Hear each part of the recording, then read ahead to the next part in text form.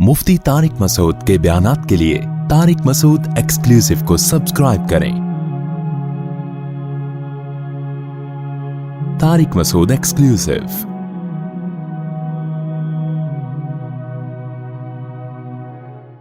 या अय्युहल्लज़ीना आमनू उदखुलू फ़िस्सिल्मि काफ़ा, ए ईमान वालो इस्लाम में मुकम्मल दाखिल हो जाओ। ये मैं क्यों पढ़ता हूँ बहुत ज़्यादा? इसलिए कि मैं इस वक्त मुखातिब हूँ मुसलमानों से। अगर गैर मुस्लिमों से खिताब होता तो उनको हम कहते इस्लाम में दाखिल हो जाओ, मुकम्मल का लफ्ज़ इस्तेमाल ना करते, क्योंकि वो तो मुकम्मल बाहर हैं। लेकिन जाहिर है जब मुसलमानों से खिताब होगा तो हम यूं कहेंगे कि मुकम्मल दाखिल हो जाओ। दाखिल तो पहले से हुए हुए हैं। आजकल इस्लाम में दाखिल के बजाय निकालने का ज़्यादा ट्रेंड चल पड़ा है। इब्ने इंशा एक मिज़ाहिया गुज़रा है,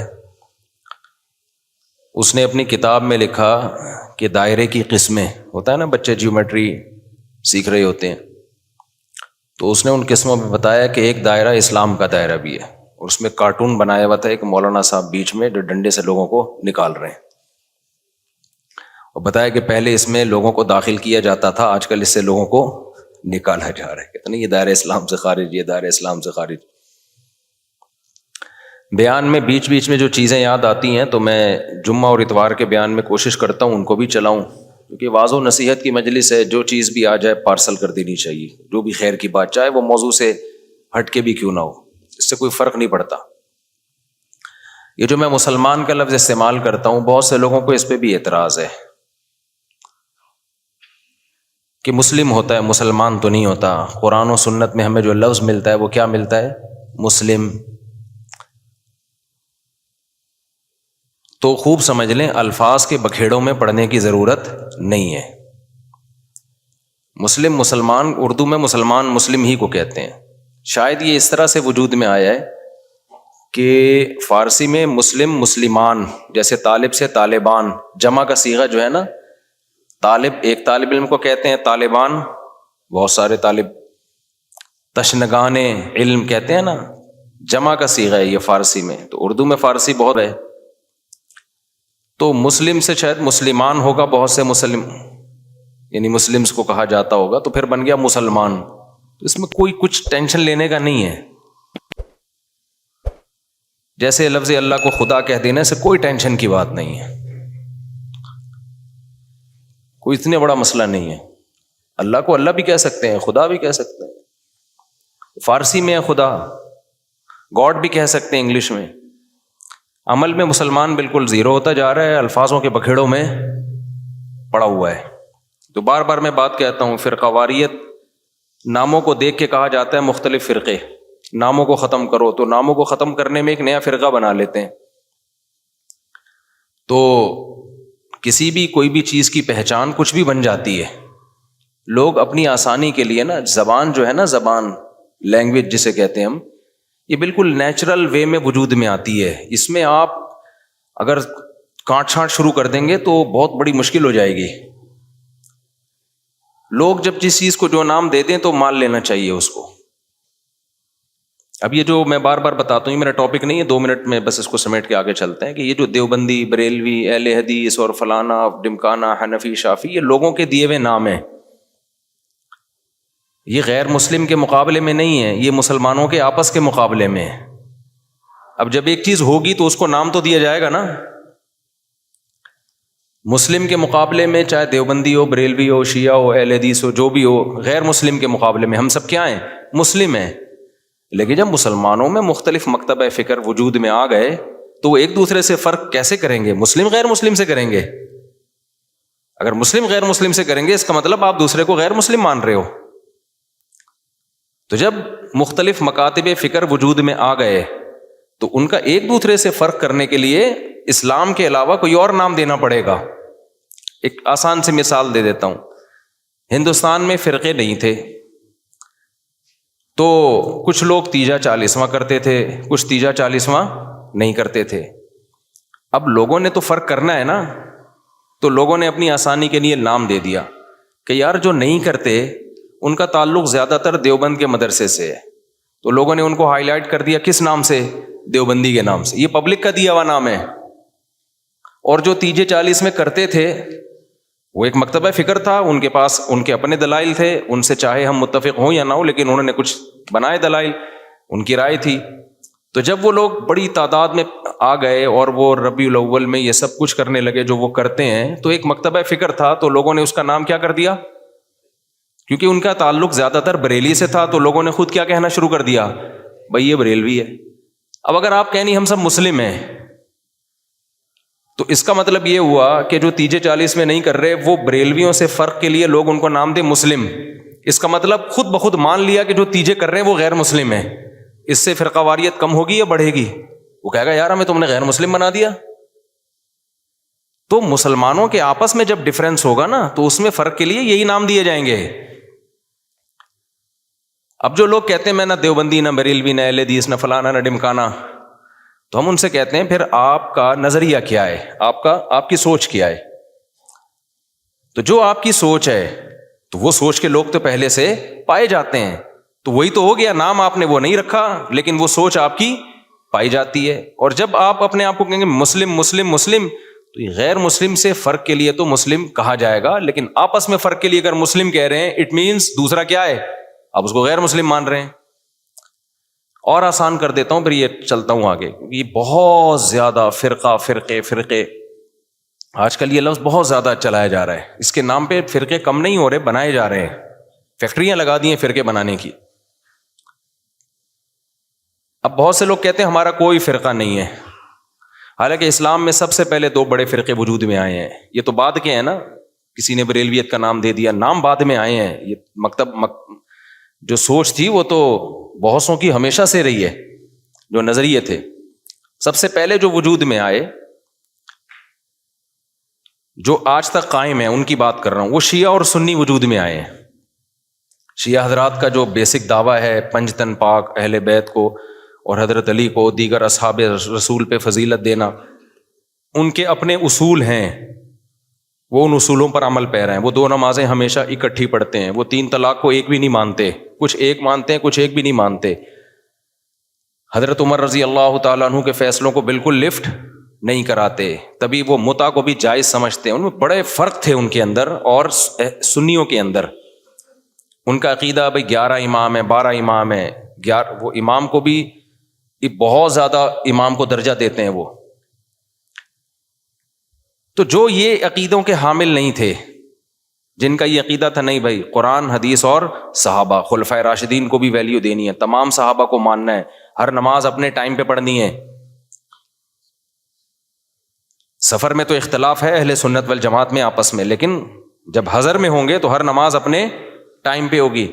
متع حلال نہیں ہے, 3 طلاقیں 3 ہوتی ہیں. تو جن کا یہ کانسیپٹ تھا ان کو کیا کہا جانے لگا؟ اہل سنت والجماعت. حالانکہ آپ کہتے نہیں جی ہم فرقوں میں نہیں پڑھیں گے, یہ مسلم ہیں, اس کا مطلب آپ نے ان کو کیا مان لیا؟ غیر مسلم. اگلا قبول کر لیتا اس نعرے کو؟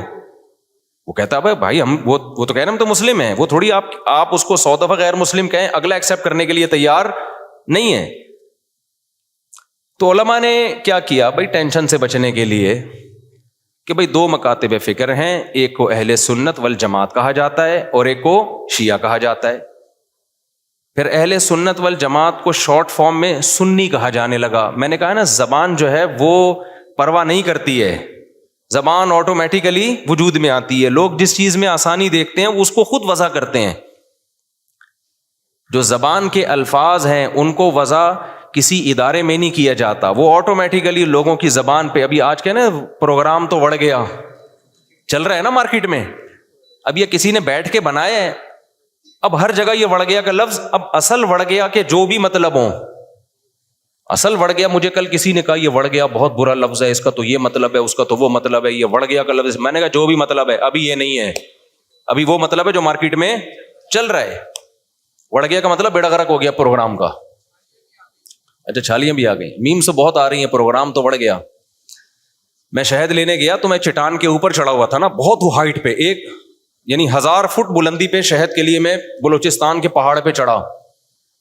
شہد کا چھتا میں نے کہا اپنے ہاتھوں سے کاٹوں گا میں, شوق ہے ہمیں اس طرح کی حرکتوں کا. اب بہت اوپر ہم چڑھ گئے, پھسلنے کا خطرہ تھا, دھڑام سے نیچے آتا. تو جب چھتا کاٹ رہا تھا میں نے کہا ایسا نہ ہو کہ پروگرام تو اڑ نہ جائے کہیں, پاؤں پھسلے اور پروگرام لوگ کہیں پروگرام تو اڑ گیا, کیونکہ ویڈیو بھی بن رہی تھی.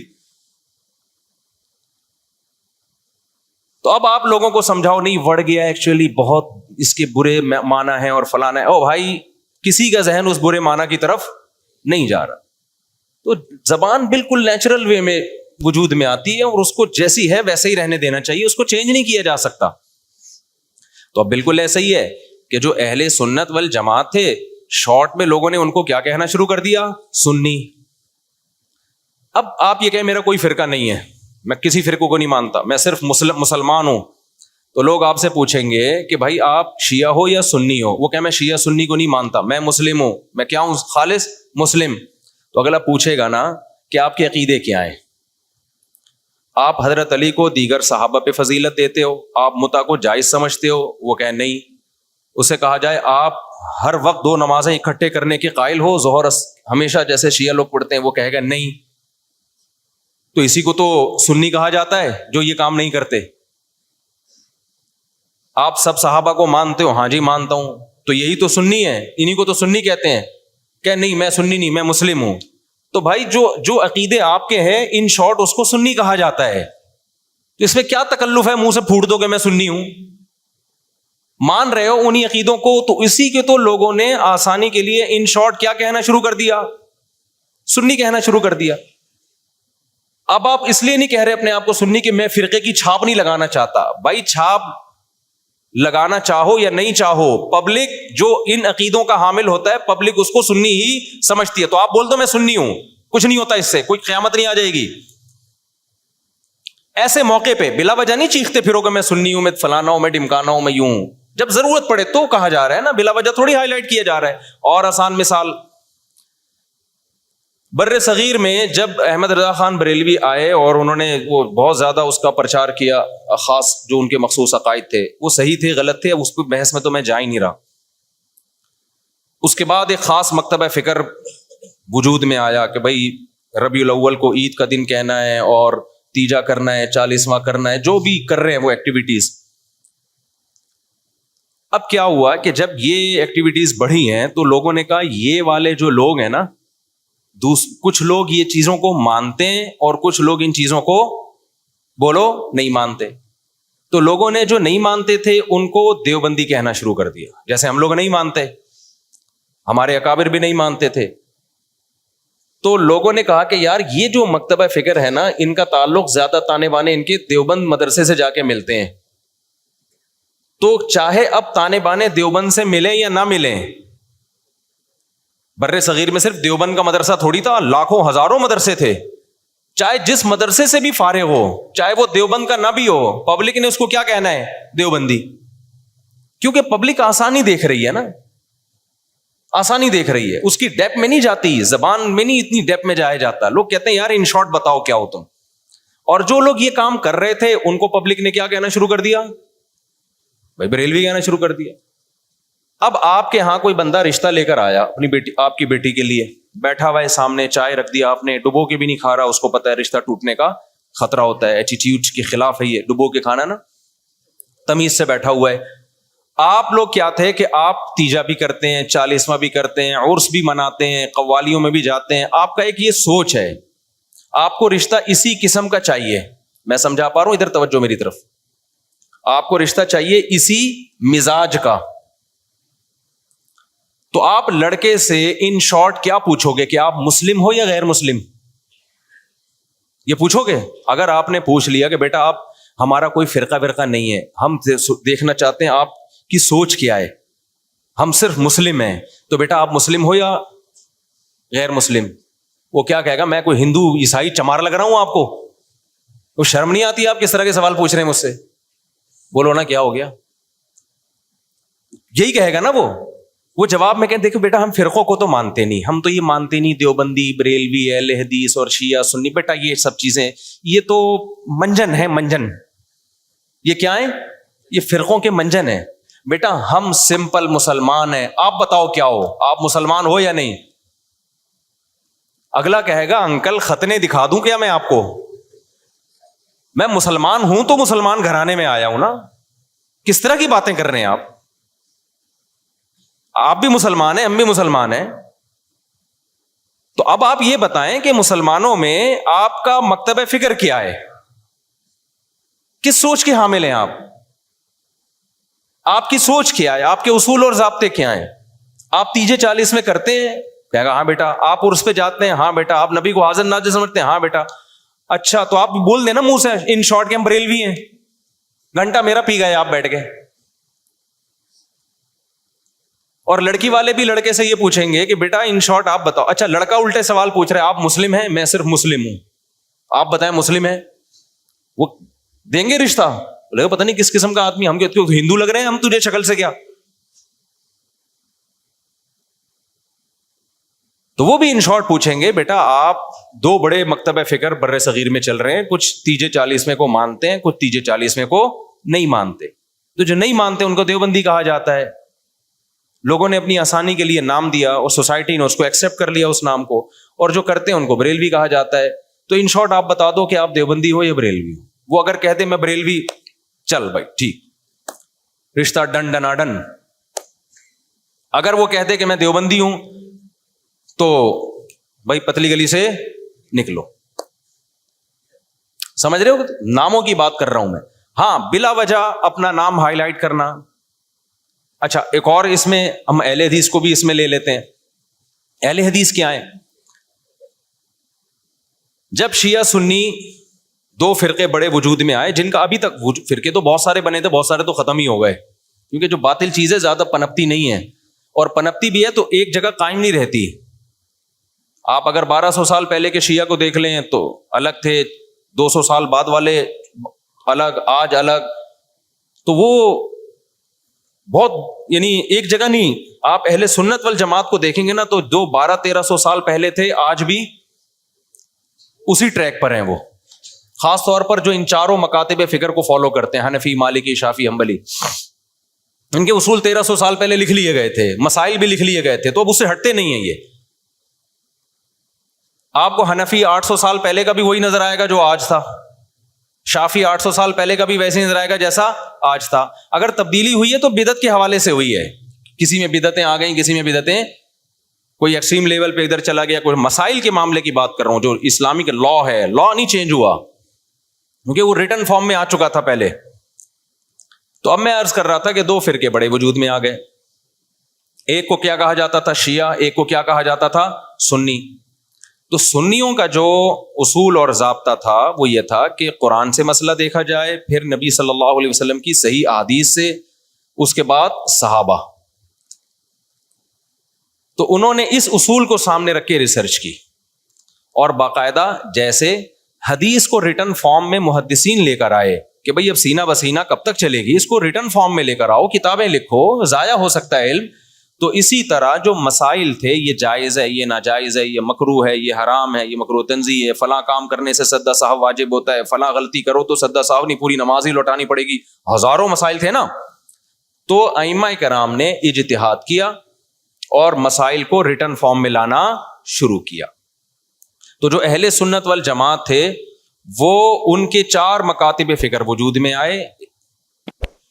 جو کام امام ابو حنیفہ نے کیا, اس کام سے جو متاثر ہوئے اور اس طریقے کو جنہوں نے فالو کیا ان کو کیا کہا جانے لگا؟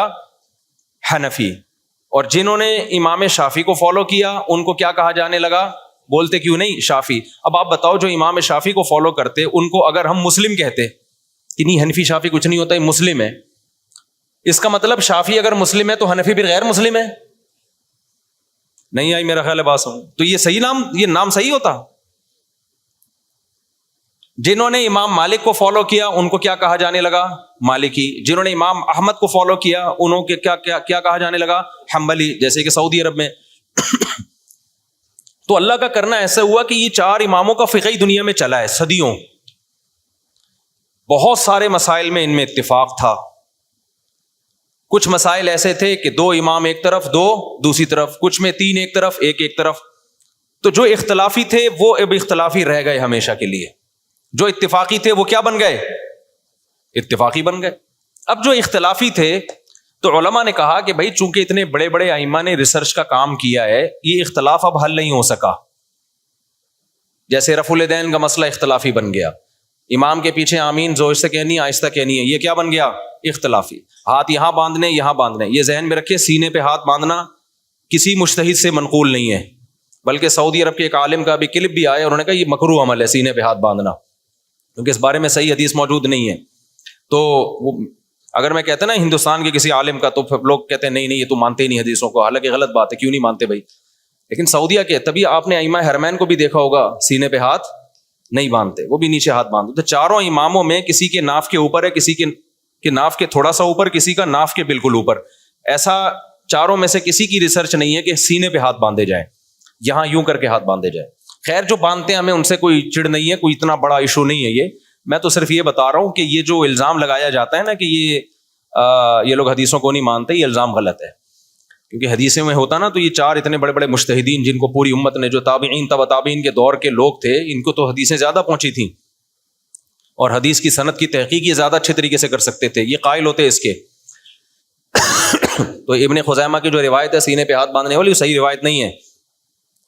مصیبت آج کل یہ ہے کہ آپ کا جو مذہب ہوتا ہے، آپ وہ حدیث کو لازمی صحیح کہنا ہے مارکیٹ میں جو چل رہا ہے، اور جو مخالف کی دلیل ہے وہ لازمی کیا ہے؟ پہلی نظر میں ہی ضعیف ہے، یہ چل رہا ہے مارکیٹ میں۔ خیر، تو ان چاروں اماموں میں جب اختلاف کچھ باقی رہ گیا تو امت کے بڑے بڑے علماء نے فتویٰ دیا کہ بھائی اب یہ اختلاف ختم کرنا ممکن بولو نہیں ہے، کیونکہ صحابہ میں یہ اختلاف تھا، کوئی یہاں ہاتھ باندھتا، کوئی ہاتھ چھوڑ کے نماز پڑھتا۔ صحابہ میں صحیح حدیث سے ثابت ہے ایک صحابی ہاتھ چھوڑ کے نماز پڑھتے تھے، اور یہ بھی ثابت ہے صحیح سند سے کہ مدینہ والے ہاتھ چھوڑ کے نماز پڑھتے تھے۔ تو امام مالک نے کہا کہ بھئی مدینہ والے جب ہاتھ چھوڑ کے نماز پڑھ رہے ہیں تو نبی کی آخری نماز تو انہوں نے دیکھی ہے، تو میں ہاتھ چھوڑ کے نماز کے قائل ہوں۔ ٹھیک ہے، ہاتھ باندھنے والی حدیثیں ہیں لیکن وہ پرانے زمانے کی ہیں، مدینہ کس کو فالو کر رہا ہے؟ نبی کے آخری عمل کو فالو کر رہا ہے، تو میں ہاتھ چھوڑ کے نماز، تبھی مالکیہ پوری دنیا میں جہاں بھی ہیں کیسے نماز پڑھتے ہیں؟ بولتے کیوں نہیں؟ ہاتھ چھوڑ کے۔